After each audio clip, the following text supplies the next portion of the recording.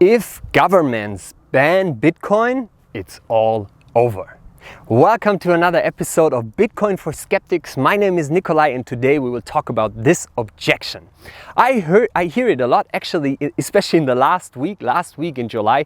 It was a very interesting week because for the first time ever, the US President Trump tweeted about Bitcoin. And he said he is not a fan of Bitcoin or cryptocurrency in general.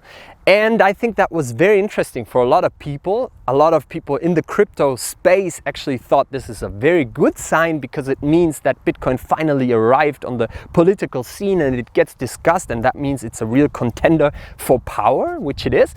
And it shows that they are getting scared because they realize that they can't really do anything against it. That's the one side.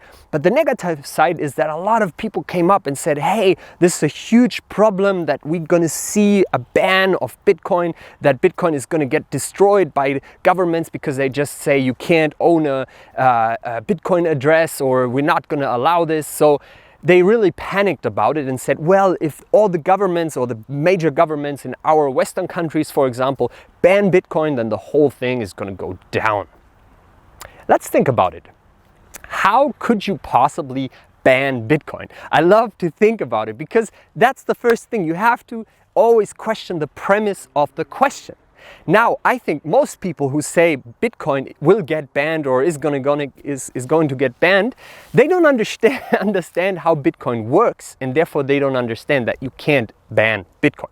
Bitcoin is a distributed ledger over thousands and thousands of nodes, so you would actually need to have every single node all around the world stop working on this protocol. They need to stop mining blocks and they need to stop adding those blocks to the blockchain. Now, this is of course impossible. Nobody can do that. Nobody can, because if there's just one single person somewhere around the world that continues with the ledger, then Bitcoin is going to keep on living. So this is not possible. It's not something central where you go to a single point of failure and you say, if I grab the CEO of Bitcoin, then it's going to be done. There's a lot of other cryptocurrencies where this is actually the problem, that if a government would want to ban them, they could just get hold of the core developer team and they could make them stop it.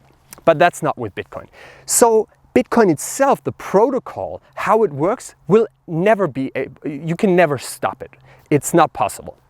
It's a worldwide phenomenon, it's decentralized, and there is no single point of failure. What could governments do? Well, if they can't stop Bitcoin, they can of course stop maybe the transition to Bitcoin, the fiat on-ramps to Bitcoin. So they could regulate exchanges. They could stop bank accounts being able to transfer money to Bitcoin addresses or whatever, to exchanges, and then exchange those dollars for Bitcoin. But let's be honest. If that would really happen, what would people do? Well, politicians need votes, right?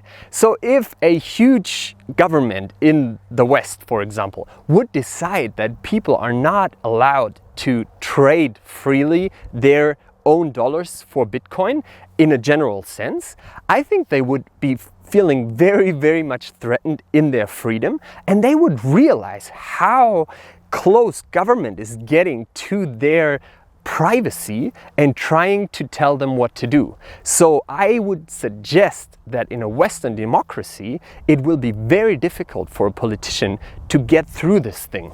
That's the number one thing. The number two thing is, even if they would succeed, would that actually change the whole system, or would it actually enhance the acceptance of Bitcoin and the development of Bitcoin? I think it would enhance it because people would realize all of a sudden that they need a decentralized system as a store of value, as a medium of exchange, because they realize even more how the government is intruding their freedom. So I think it might actually be very bullish. People would find different systems for entering the Bitcoin system, as they have always done in the Soviet Union. There was a huge black market, and that was basically the whole economy was run down there on the side of the government, and something close would happen. And it is really easy through the internet, right? You have access to all these different exchanges. There would be different software possibilities for you to access that system. The interesting thing is that we actually had the occurrence of a whole government banning Bitcoin in 2017. And it was not a small government. It was China who said, we're going to ban Bitcoin. Nobody can use Bitcoin. What happened? Everybody panicked a little bit and thought, all right, the price is going to crash. Nothing really happened. It was not a big deal because people realized that you can't stop Bitcoin. You might stop people for a little while the access to a exchange, but there is always new possibilities popping up. And they are actually popping up even faster if you try to suppress it. So I think this is not a valid objection. I think it is actually something very bullish if governments are trying to get against Bitcoin, because it will make people realize how valuable it is to have something decentralized where there's no single party of power who can change it. And I think that's about it for this objection. I hope you have a great day. See you.